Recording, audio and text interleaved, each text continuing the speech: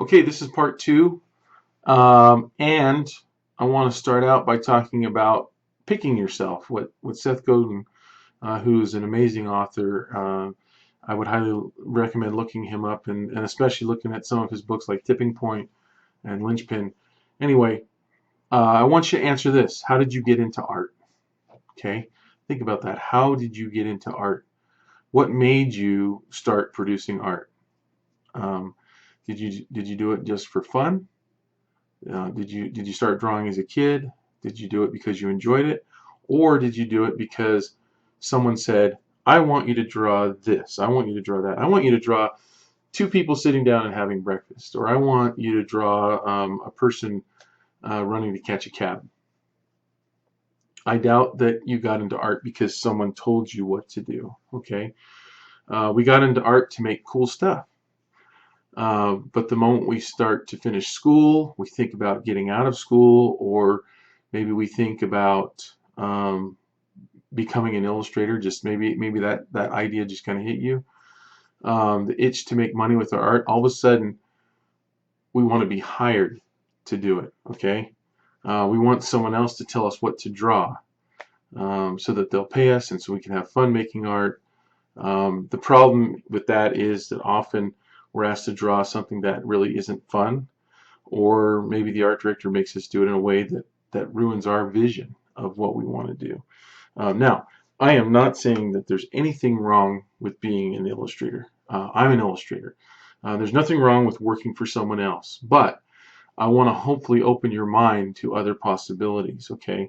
And one of the things that I find a lot is I talk to a lot of students, or it started with the students all around the country, and in the last few years, because I've been online more, I'm getting messages from people all over the world, and I find it interesting that the main thing that they want is to be hired, and to get a job making art for someone else, to be told, tell me what to draw and paint so I can make money.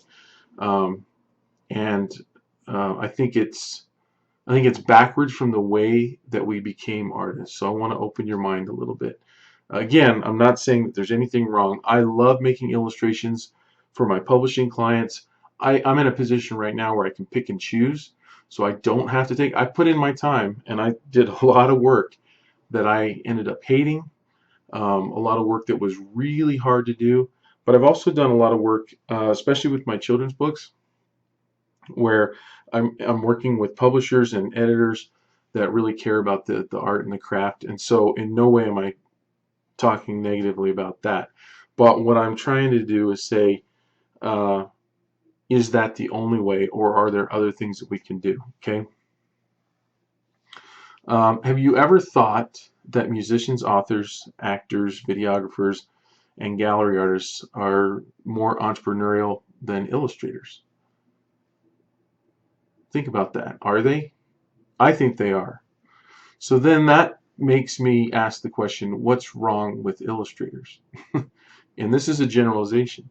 But if you think about it, musicians move to Austin or Nashville, or they record in their own home studio or at a friend's house. They make indie music. Actors, they'll move to Hollywood, or now they're even starting their own YouTube channels. Comedians are starting their own YouTube channels, or they travel around and hit the circuit. Gallery artists make stuff and hope people will buy it.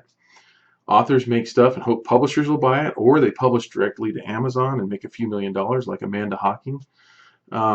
Illustrators, we want to be hired. So what's different about us than all these other types of artists? Ask yourself that and try to answer that question. Let me talk about some people that have picked themselves, that are more in the illustration world. So there's a graphic designer that I've worked with a lot who has a design firm. And maybe, I guess the first time we probably worked together was maybe 10 or 15 years ago. And he would hire me he was getting contracts from children's book publishers, and he would hire me to illustrate covers and interior spreads, and he would get paid from the publisher, and then he would pay me out of that. And then a few years ago, maybe 4 or 5 years ago, he hired me to do a little tiny children's book, and I had never heard of the publisher before, and when I did a little digging, I found out it was him. So this graphic designer decided, you know what, I can publish children's books, and so he did, and he's still doing it now, and now he's starting to do children's ebooks as well. And if you look at YouTube, and these are things that have gradually crept in on us, but one of the reasons I want to talk about this, and something else I'll insert real quick that's not even in my notes, is uh, if you are, let's say, in your mid 20s to late teenager years, you probably grew up with the internet in your home. I didn't, because I'm an old guy, and so the internet. I wonder if the internet is more amazing to me, having lived without it, than you guys, that you young guys who have, it's always been a part of your life. Um, it is. I mean, I can't speak for people who grew up without a car, the automobile, and then the automobile came along, or the airplane. But to me, I think it's probably the internet's probably the single most important thing that's changed the world. Um, and it's changed it in such a way. But if you grew up right with that internet happening in your home, I don't know if you actually appreciate it as much as people who maybe didn't have it like me. I don't want to assume that I appreciate it more than you, but I want to question if you really understand how amazing these last 5, 10, 15 years really have been. If you look on YouTube now, there are hundreds, if not thousands, of channels where people have picked themselves and said, guess what? I'm going to broadcast the news. I'm just going to do it, and I'm going to earn money doing it. You got the guys that do kid history. You got the guy that does honest trailers. Look that up if you've never heard of it. Honest trailers uh, for movies. Drunk history, fail army, prank versus prank, Tobuscus. You got the guy here in Utah that does all kinds of prank videos, and he did one recently that went viral, tipping servers $200, and where he went and tipped 3 different servers at 3 different restaurants $200 and videotaped it and put it on YouTube. And we figured by our rough calculations that he's probably made over $20,000 for that evening of making videos. Um, this is the new reality that we're in right now. The technology has collided with art directly. Where you used to have to find a middleman to have money to be able to take your idea to market, you can now use a free service like YouTube, get a channel. This is something that I'm doing right now. I'm on my own channel, talking to you guys. It's something that we can do. It's free, and you don't need permission. And this is the exact thing that I'm talking about right now. And my friends that do kid history are actually talking to Disney right now, who's interested in perhaps buying their channel of videos. And if they do, it'll be big money. So amazing things happen. And by the way, the guy that did the tipping servers has got over 100 million views. And when you do that, you get noticed, and there's a lot of ad revenue in that. And then, so those are video guys. Those are comedians. Those are people with ideas. You've even got people that are doing um, what are they called? Reviews. There's tons of review channels out there where someone just says, I'm going to review this product and I'm going to be an expert on it, and they're making hundreds of thousands of dollars from that. Okay, so then I've talked to you guys before on my videos about my friend Jed Henry, who did Yu-Gi-Oh! Heroes, and Jake Parker, who's doing books on Kickstarter, and his first one made $84,000 and his second one made $60-some thousand. You've got Michael Dowdle, who does his own puzzles, makes his own puzzles and sells them of cities. So he came up with an idea. I'm going to make puzzles of all the famous cities, and I'm going to sell them in gift shops, and he's made millions of dollars doing that. He picked himself. He said, I'm going to do this. And then you've got authors like Kazu, who's made Flight, people that are making their own comics, people that are making their own web comics. You got the Oatmeal guy. I don't know if you guys have looked at him. I heard the other day that he's made over $500,000 with his web comic. Music, everybody in music is way more entrepreneurial than we are, like I had already said. They've even coined a term, indie music.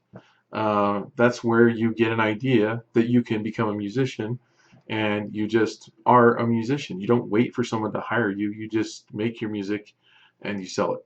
Okay, so we're not taught this. We were never taught this in public school. Why?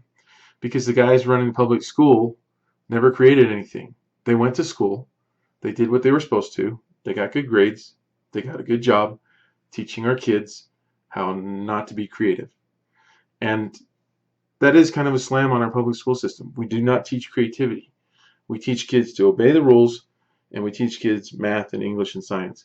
We need that. And I'm not slamming that, but we need the creative side too, and we're not doing that. Okay, so we have not been equipped for this world. Our public schools are not teaching us how to take advantage of these opportunities right now. In fact, your parents, my parents, your friends' parents, everybody is actually telling you to do the opposite. Go to college so you can get a good job. It makes sense. It sounds safe. It's a safe thing, right?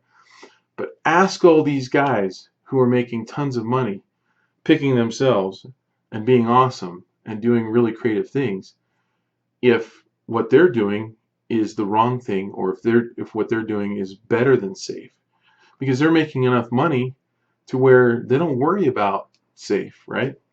Um, so um, let's see. I don't want to talk about that on this. I'm actually going to have a part 3 because this one's starting to run long. So let's see where we want to go with this. Let's end this one right here. We haven't been equipped for this world.